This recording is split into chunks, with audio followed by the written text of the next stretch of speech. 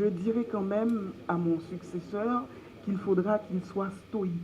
Nous avons besoin d'être stoïques en ces temps difficiles parce que vous allez subir des choses, vous allez entendre, vous allez lire des choses à propos de ce que vous faites qui ne sont pas vraies. Vous allez faire face à ce qu'on appelle des passions tristes.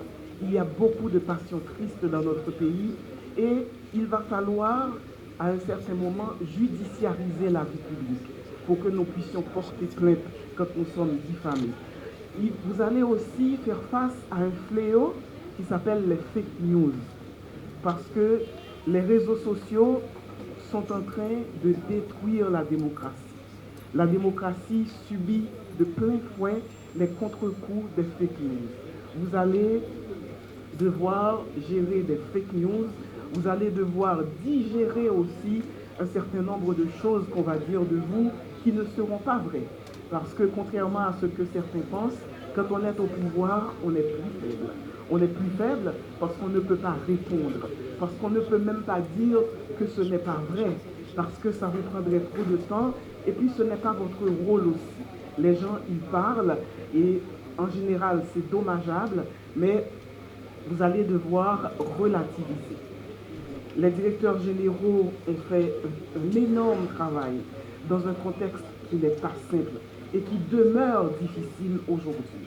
Ceux dont les bureaux se trouvent au Champ de Mars et même à Pétionville ou ailleurs, c'est compliqué pour les archives, pour le patrimoine, pour l'audiovisuel, pour tout, pour l'École nationale des arts. Il y a beaucoup de choses à repenser, beaucoup de choses à recommencer. Mais vous allez trouver beaucoup de choses en chantier. Parce que nous avons compris pendant notre passage que le rôle de la culture, c'est de donner du sens.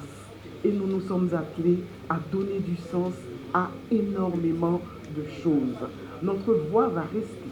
Notre voix va rester et il y a beaucoup de choses qui ne pourront pas être défaites, même avec la rage que nous voyons aujourd'hui dans notre société et ce n'est pas mon rôle d'expliquer cette rage, quoique je pourrais tenter l'exercice, mais il y a beaucoup de choses à faire et il faudra être stoïque, aller de l'avant, faire ce que vous avez à faire sans forcément entendre les critiques, qu'elles soient justifiées ou injustifiées. Vous êtes dans mon cœur, j'ai été heureuse de servir. Je continuerai certainement à servir puisque c'est presque un destin, un engagement, un sacerdoce. J'écrirai des livres, je ferai des conférences, mais je suis et je reste prophète dans mon pays.